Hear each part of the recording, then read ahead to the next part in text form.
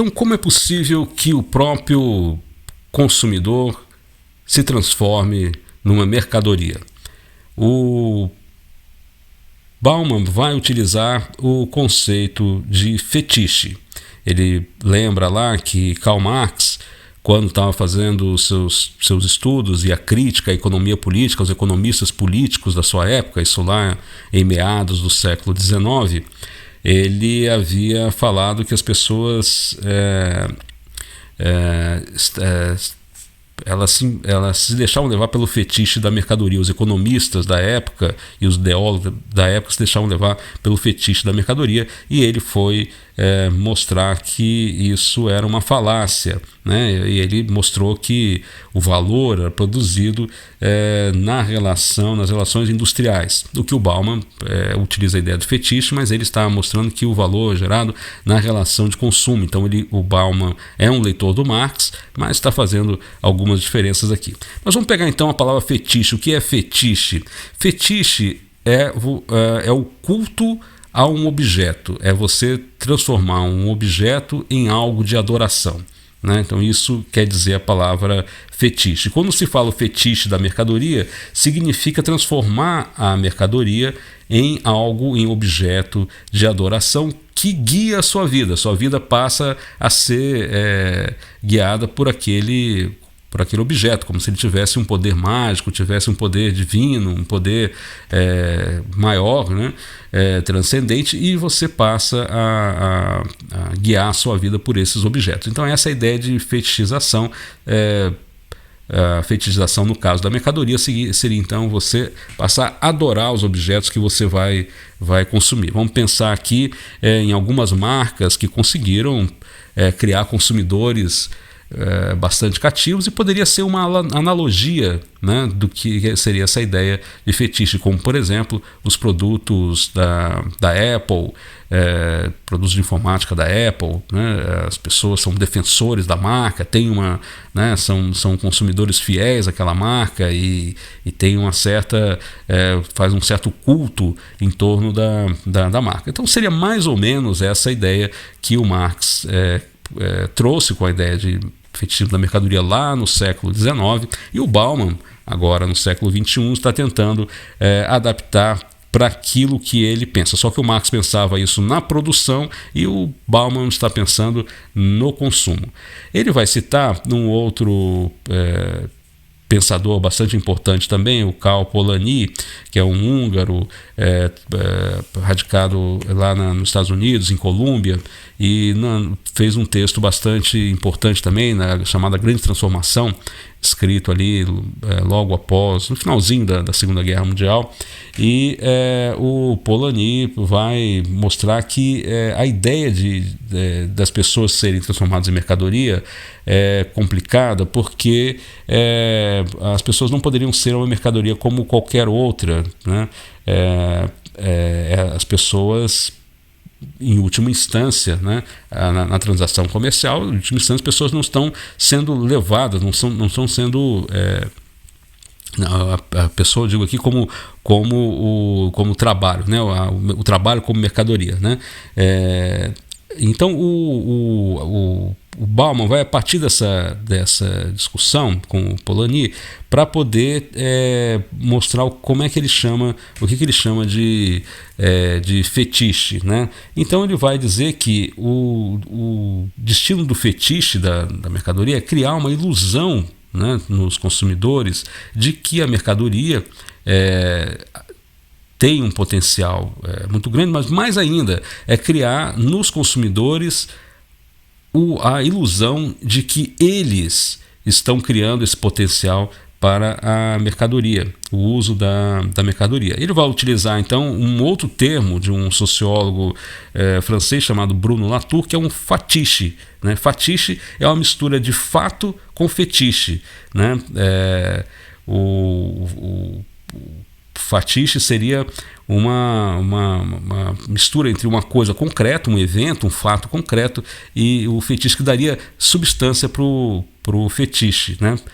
E esse fetiche, no caso, seria dado pela aquisição que a pessoa tem do produto, né, e do resultado que ela passa a ter, da aceitação social, da promoção social, da visibilidade social que ela passa a ter com esse produto. Então, na medida em que você adquire um produto e passa realmente a ter uma visibilidade social maior, aquilo que era fetiche passa a ser um fatiche. Essa é a ideia do Bauman, ou seja, continua sendo um fetiche, porém tem um fato que justifica. Você de fato vivenciou, não foi uma enganação, você de fato vivenciou, experimentou uma satisfação com aquele produto. Ele vai utilizar esse mesmo termo com outro sociólogo francês, também bastante famoso da época, trabalhou com Michel Foucault e outro chamado Jean Baudrillard, que coloca a ideia de trabalha com a ideia de representação e autorrepresentação das pessoas no objeto. É como se as pessoas se sentissem autorrepresentadas nos objetos que estão consumindo, né?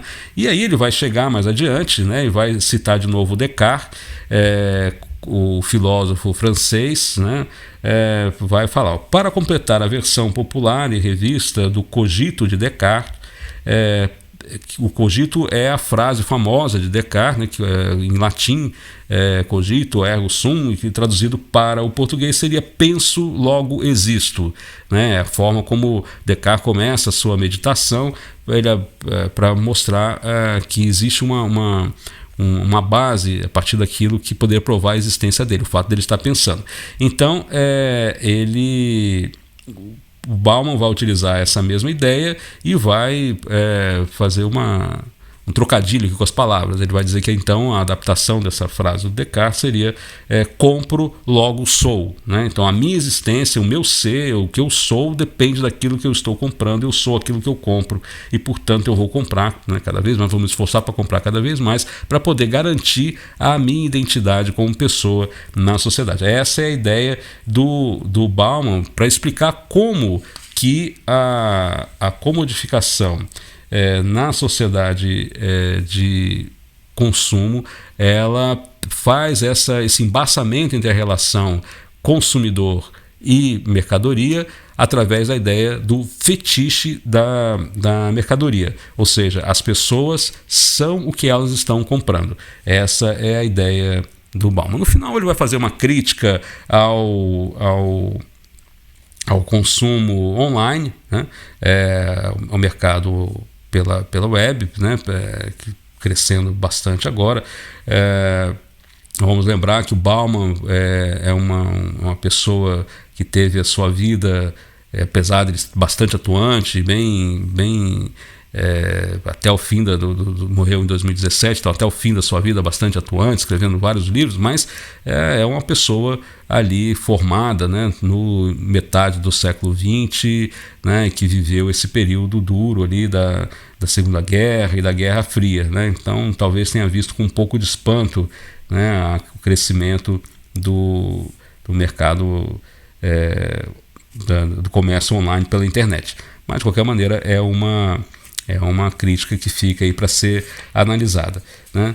Ele no final ele vai dizer o seguinte: tal como o fetichismo da mercadoria que assombra a sociedade de produtores, o fetichismo da subjetividade assombra a sociedade de consumidores, se baseia em uma ilusão. Então as pessoas têm essa ideia de que elas são o que elas compram, né? Mas elas, portanto, não são consumidores soberanos, consumidores racionais, né? Que estão satisfazendo sua própria necessidade, elas estão atendendo ao interesse de mercado, estão sendo, no fundo, iludidas a fazer isso, né?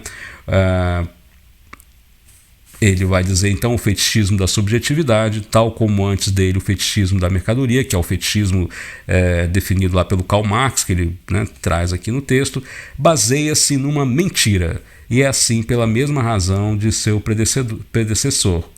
Ainda que as duas variedades de fetichismo centralizem duas operações encobertas em lados opostos, né, na relação sujeito-objeto, né, na condição existencial humana. Ele vai chegar ao final aqui dizendo que tem uma expectativa, né, que as pessoas possam ter compreensão disso, e vai dizer que essa sociedade dos consumidores, baseada no fetiche da mercadoria, onde o descartável é o que predomina tanto no trabalho quanto nos objetos que são produzidos, ela só pode se sustentar se for criado uma economia do lixo, né, que possa, porque a quantidade de produtos que são destinados à lata de lixo, isso cria um problema muito grande. Então, ele diz lá, a sociedade dos consumidores desvaloriza a durabilidade, igualando o velho a defasado, impróprio para continuar sendo utilizado e destinado à lata do lixo. Né? Pela alta taxa de desperdício e pela decrescente distância temporal entre o brotar e o murchar do desejo que o fetichismo da subjetividade se mantém vivo e digno de crédito, apesar da interminável série de desapontamentos que ele causa. A sociedade de consumidores é impensável sem uma florescente indústria de remoção do lixo. Ele vai terminar com a última frase dizendo: não se espera dos consumidores que jurem lealdade aos objetos que obtêm com a intenção de consumir. Esses textos todos, como eu falei para vocês, o objetivo é estimular a gente a pensar, a discutir. Não é para concordar, não é necessariamente para criticar, é para ver, aprofundar. O que está sendo dito aqui tem ligação com o que estamos vivendo? Não tem ligação? Podemos tirar algumas ideias daqui para poder pensar mais? Ou seja, é um texto diferente dos demais, porque nós não estamos trabalhando com conceitos e dados sobre um processo social em dinamismo. É uma crítica construída a partir da reflexão de um pensador, filósofo, sociólogo, filósofo, que levanta alguns elementos para nos ajudar a refletir e pensar sobre o mundo em que vivemos, certo? Vamos então a uma boa leitura e vamos na aula discutir um pouco mais sobre o texto, e se no meio do caminho surgir alguma dúvida, alguma sugestão, alguma proposição de complementação do texto, fiquem à vontade para poder postar no grupo ou mandar por e-mail para mim. Uma boa leitura.